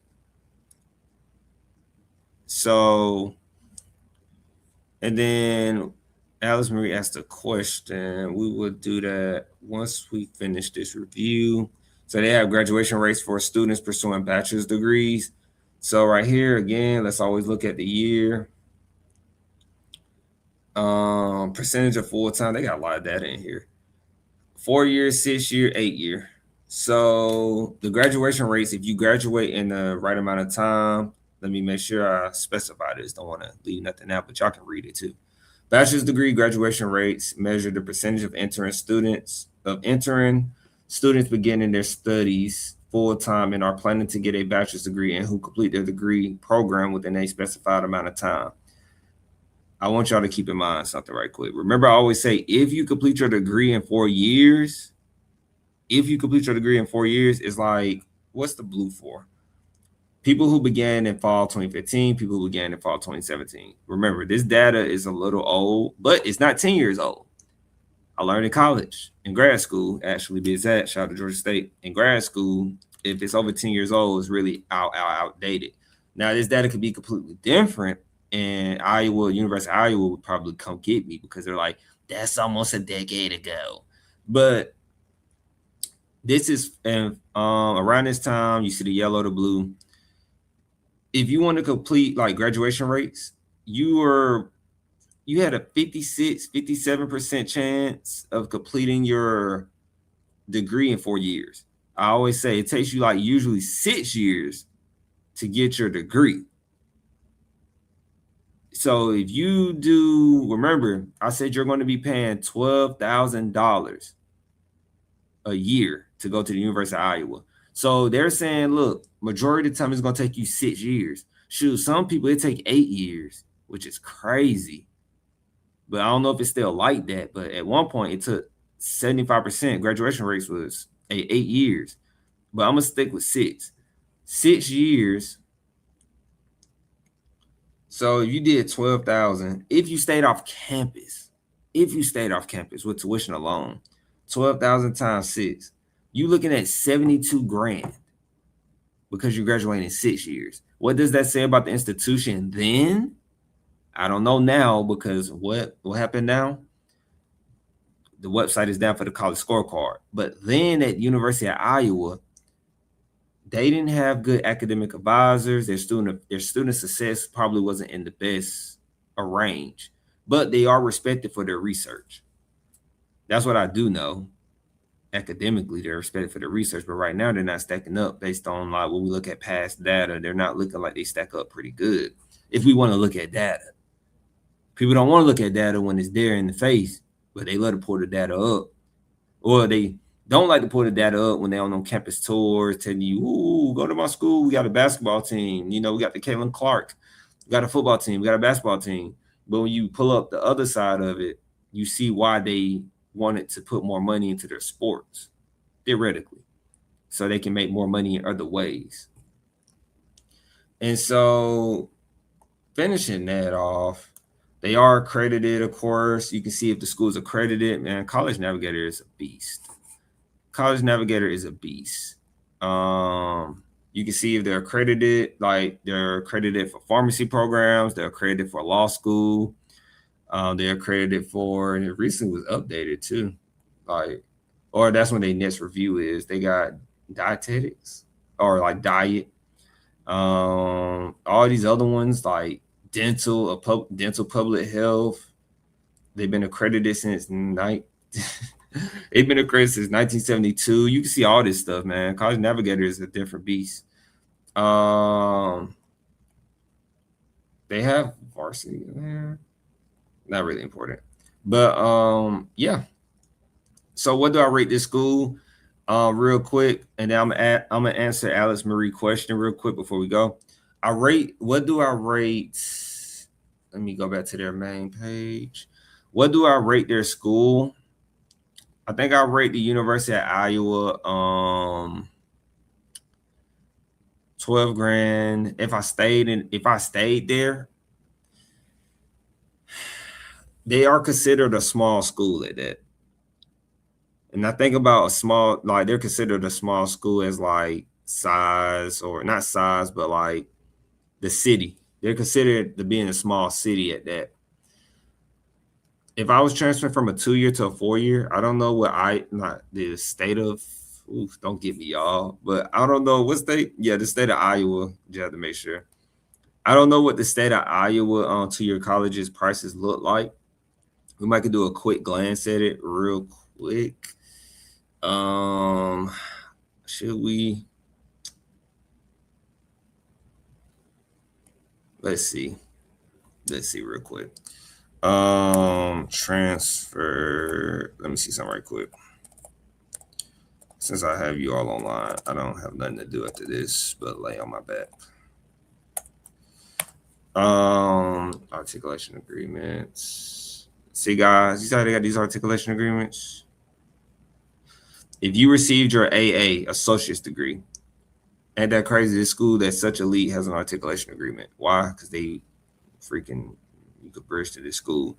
I want to see if they're going to have the 2-year colleges on here. I can do a simple Google search, but I want to see if they have like a community college that I could just Google real quick. Yep. Look, right here. The University of Iowa and Iowa's community colleges are detailed in the public connection, a report on the statewide articulation agreements between Iowa community colleges and the region universities. Okay. So let me click on that. See, now I'm researching. Literally, guys, I'll be honest, this is something that's valuable. This is something that if I'd known this in high school, my path would have been real smooth. Real smooth. And of course, don't do that to me. Not secure. As we're fighting for our life to get some connection right now, we got something. All right. So transfer agreements. Where's the school? I still don't see no community college yet. No, I don't want to do a reverse credit transfer. That's when you transfer back. Like you might go to school at like University of Iowa, but you might transfer back to like a community college. Like reverse transfer can go both ways. But I'm trying to find their Iowa community colleges. So they're giving me a hard time. Why would they send me here? If y'all not, okay. I'm gonna click on, this is just a picture. Let me see what this document is. All right. So Iowa's community colleges and public universities, fall 2025. This is very recent. As you can see, I'm digging. All right. So I want to find, let me see. Where's the community college? I want to see because I'm not from Iowa. So I want to see I want to get a real community college. Then I can look them up on Google. Then I can go see their tuition and fees. Then I can get them a kind of better understanding of like the review, the reason why they got the grade they got. So previous placement members, we don't need that. I want to hit the Control F, but I feel like I'll find them if I scroll just a little more. Is that the last? That's not the last page. They just keep saying Iowa community colleges.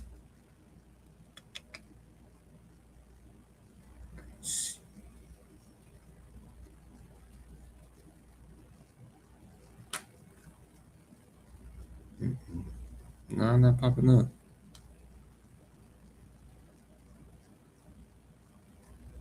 And watching, they talking about clip.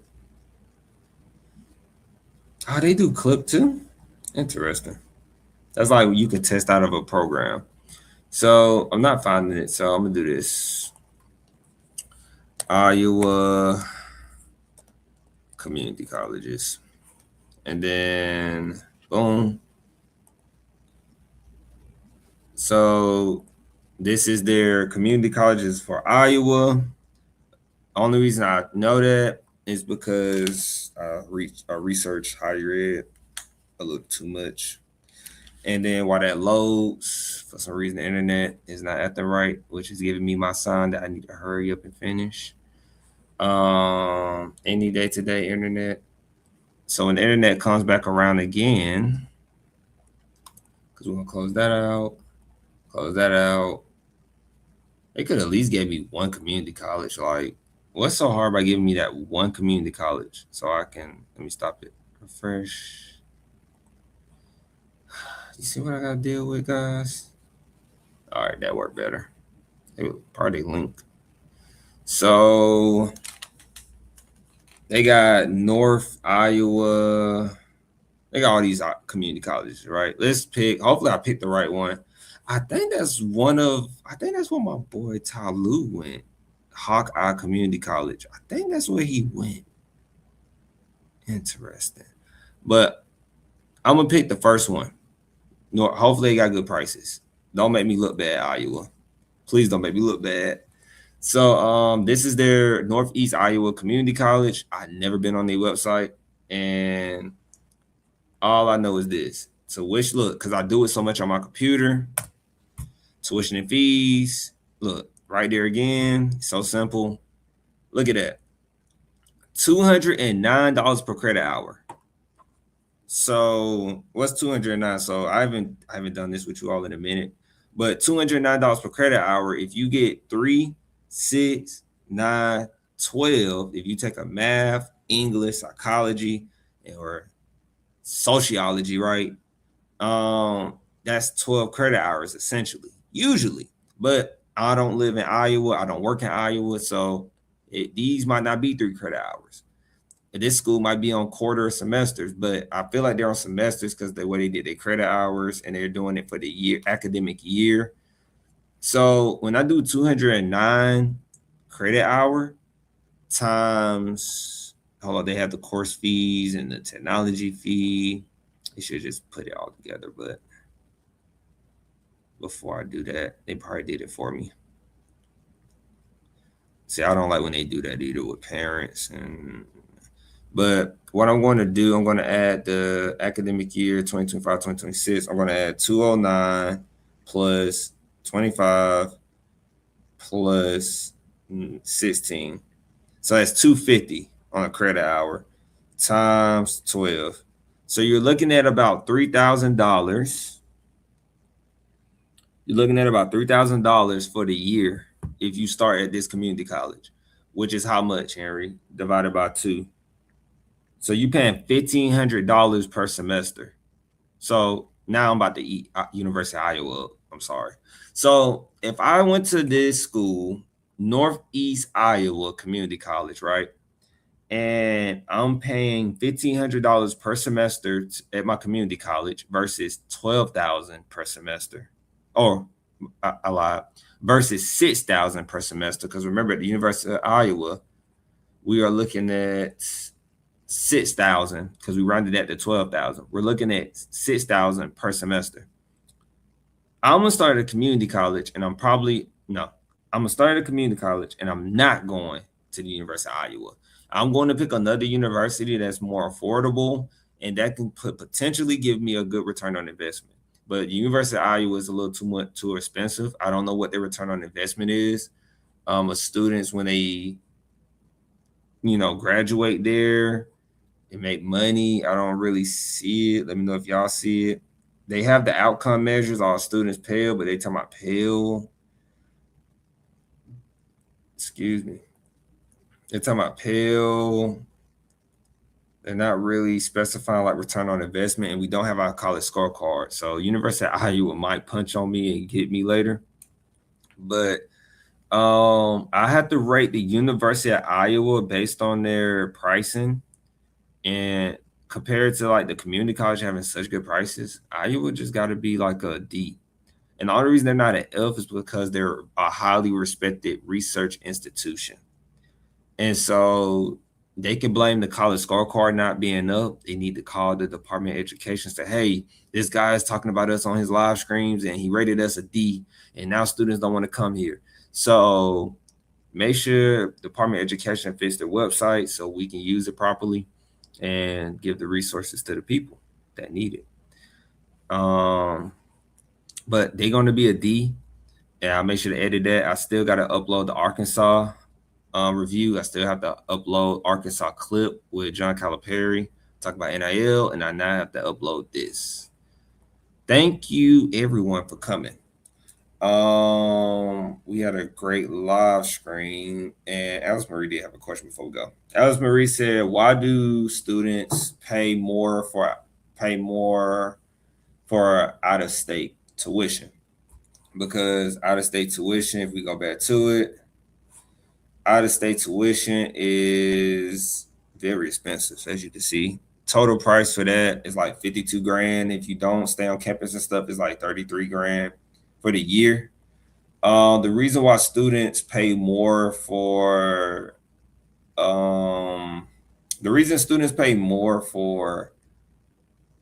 being out of state is probably because of tax reasons. Be great to have a financial aid person. I feel like they'll know more about that, but tax reasons.